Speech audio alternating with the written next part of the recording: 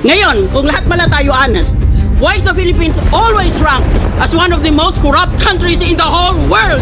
Nagpapakalinis kayo?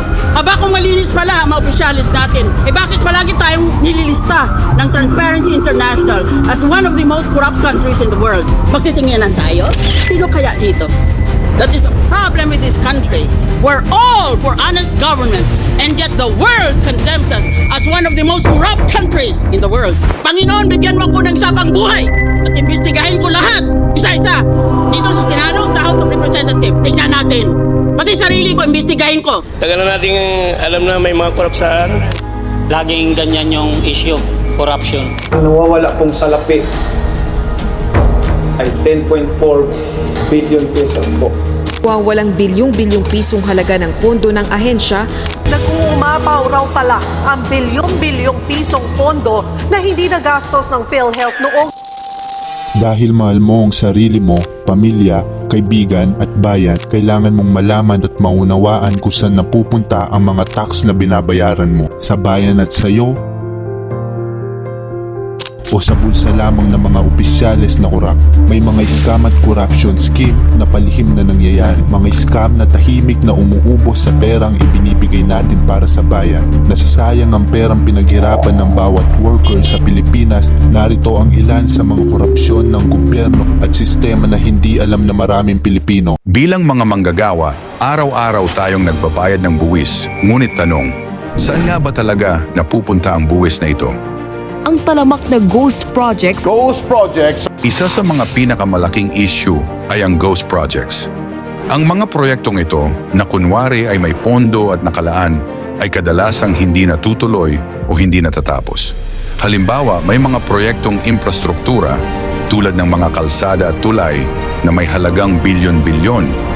Ipinaliwanag ng Department of Public Works and Highways sa mga senador kung bakit nagsasagawa sila ng mga repair sa mga kalsada na maayos pa naman ang itsura. Ang DPWH, ang pinaka-bracket dyan is yung ghost project. Ipapalabas nila na may project ito, but wala. Ayon sa mga ulat, tinatayang umabot sa mga 50 bilyong piso ang nawawala kada taon sa ghost projects lamang. Ang mga tiwaling opisyal at contractors ang siyang kumikita sa mga proyekto na hindi naman nagiging benepisyo para sa mga mamamayan. Is the Bureau of Internal Revenue or BIR. Ang BIR scam ay isa pang malaking issue. Kasi naman, kalahating trilyong piso o 500 bilyon ang nawawalang pondo taon-taon dahil sa tax evasion. Sa sigarilyo pa lang, nasa mga halos 100 bilyon yan. Hindi bababayan sa 500 bilyon kung susuma-sumahin mo. Ang mga manggagawa na may minimum wage ay walang kaligtasan. Sila ang palaging binabawasan ng buwis mula sa kanilang sahod.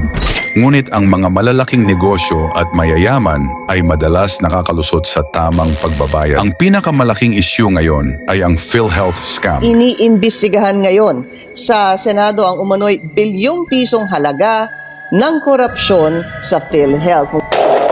Kailan po mag-umpisa na libre na po, covered na ng PhilHealth, ang ultrasound, MRI, CT scan, pulmonary workup, SGPT, eye test, ear exam, even yung pong cleaning ng ngipin. Ino-cover ng PhilHealth. Bakit hindi niyo ito i-cover? Napapansin ko, kailangan i-admit muna ng isang araw para i-cover ng PhilHealth. Mas gastos yun. Kasi magbabayad sila sa kwarto. Halos mabilaukan daw ang mga kongresista nang malamang aabot sa 200 bilyong piso ang sobrang pondo ng PhilHealth. Ayon sa mga investigasyon, 15 bilyong piso na pondo ng PhilHealth ang ninakaw ng mga tiwaling opisyal at ilang private partners. Ang perang ito ay para sana sa mga manggagawang Pilipino na nangangailangan ng tulong pangkalusugan. Sa halip na mapunta sa mga serbisyong pangkalusugan, nawala ito sa pamamagitan ng mga peking claims at kickbacks mula sa mga nasa loob ng sistema. Ang mga manggagawang Pilipino na nagbabayad ng kontribusyon sa PhilHealth ay hindi nakikinabang mula sa mga pondo na kanilang inilalaan. Ang SSS scam ay isa ring seryosong issue. Hindi sapat ang buwanang pensyon na natatanggap ng senior citizen na si Jose Batad Jr. mula sa SSS. Bukod sa napakamahal na mga bilihin ngayon, marami siyang kailangan na pang maintenance na gamot. Sa mahal ng bilihin ngayon, hindi kaya. Napupunta lang sa bill, sa kuryente, sa net, sa tubig. Yun lang. Yung sa akin, okay lang. Pero yung sa namatay kong asawa, parang kulang naman sa kanya yun. Imagine, nagkasakit pa nga siya eh. Yung pension niya, almost 2,000 lang. 1,000 nga pala, 1,500 I think.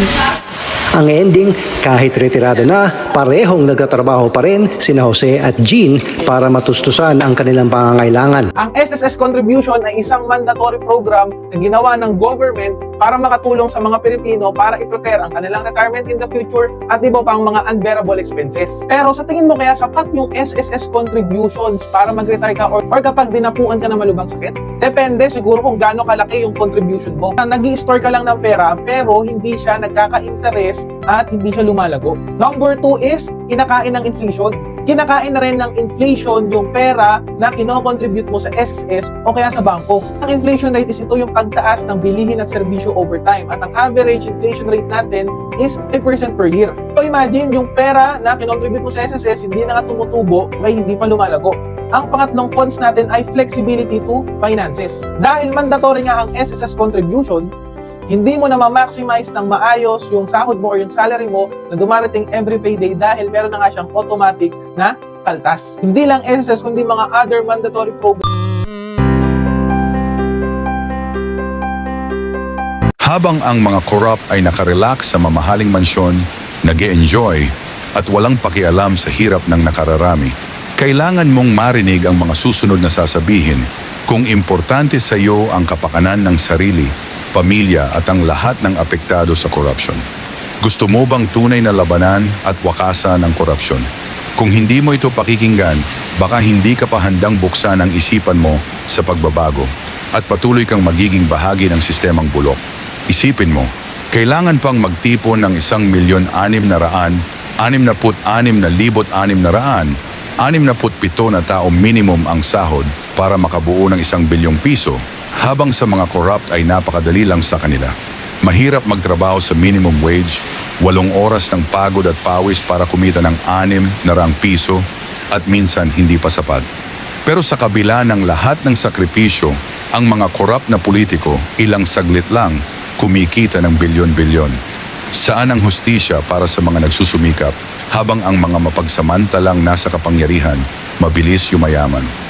Saan ang pagkilala sa bawat pawis at hirap ng mga Pilipino? Hindi ba't nararapat lang na may pagbabago?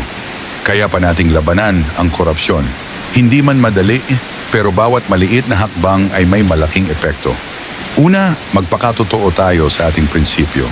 Kahit simpleng hindi pagtanggap ng lagay o pag-iwas sa kasinungalingan ay may impact na sa sistema. Pangalawa, piliin natin ang mga leader na may malasakit. Hindi lang sa salita kundi sa gawa. Huwag tayong padadala sa propaganda kundi sa mga konkretong aksyon. Ang pagbabantay ay tuloy-tuloy kahit paminsan mahirap o parang walang resulta. Ngunit tandaan, bawat boto, bawat boses, bawat galaw natin ay may lakas. Sa pagkakaisa natin bilang isang bayan, kaya nating magtagumpay. Para sa kinabukasan, para sa susunod na henerasyon,